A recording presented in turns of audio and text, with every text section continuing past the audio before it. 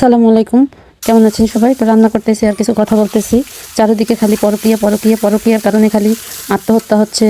কেউ কেউ কেউ মানে একজন আরেকজনের মেরে ফেলে। এই মানে সংসারে অশান্তি। আচ্ছা, যদি কোনো বেডা মানুষের বিয়ে করতে চায়, যা বিয়ে কর তো লাগে মোরা মরমুকা মাইয়া মানুষ মরতে হইবে কা, সংগ্রাম করে বাঁচমো হেলাকে একটা বিয়া করবি, ফষ্টি নষ্টি করবি, হেলাকে নিজের জীবনটা দিমো। এই যে ইকরা আপু মরে গেছে আলবির কারণে, তাইলে এখন এই যে সবচেয়ে কষ্ট পাইতে আছে কেডা? হ্যাঁ, মা বাপে। তার মা বাপে যে কষ্ট পাইতে আছে এই দুনিয়া আর এই কষ্ট আর কেউ পাইতে আছে না।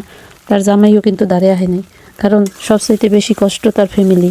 যতই মানুষ ওই বিয়ে করার পরে জামাইয়ের মানে মেয়ের শ্বশুরবাড়িরা কয় যে বিয়ের পরে বাপের বাড়ি কিছু না, আসলে কিন্তু ভুল। বিয়ের পরে বাপের বাড়ি কিছু না সেটা ঠিক আছে, কিন্তু এই যে আত্মহত্যা করে, এই যে মেয়ের কোনো ক্ষতি হলে সবচাইতে কষ্ট পায় তার বাপের বাড়ির মানুষ।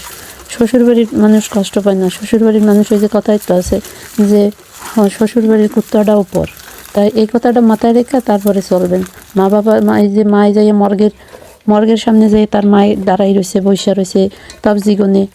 কই শ্বশুরবাড়ির কেউ কিন্তু ওরকম কষ্টগুলো পাইতে আসে না। তা আর এই যে বাচ্চাটারে রেখে গেছে, এই বাচ্চাটাই কষ্ট পাইবে সারা জীবন।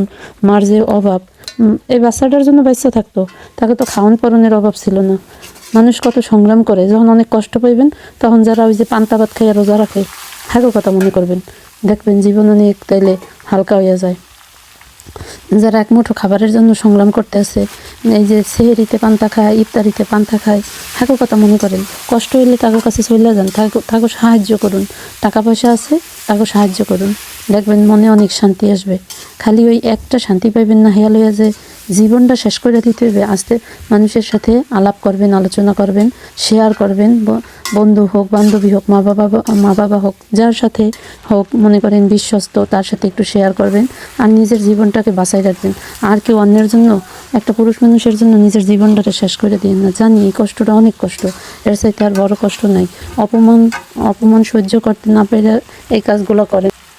আমার প্রিয় আপুরা, আর আপনারা কেউ এরকম আত্মহত্যা করবেন না। আপনাদের সুন্দর জীবন, সুন্দর ভবিষ্যৎ, আপনারা সবাই সবার মতো সুন্দর জীবনটাকে উপভোগ করুন। একটা সন্তান থাকলে সন্তানটার দিকে তাকিয়ে বেঁচে থাকুন, কারণ ওর সবচেয়ে বড় অবলম্বন একটা মা ছাড়া একটা সন্তান একদমই অসহায়। এই যত মানুষ আদর যত্ন করুক না কেন, মায়ের যে আদর ভালোবাসা ছোটোবেলায় ওদের দরকার, তা আর কেউ দুনিয়াতে দিতে পারবে না। তাই আপনারা আর কারোর জন্য, মানে স্বামীর জন্য আপনারা নিজেদের শেষ করে দেবেন না।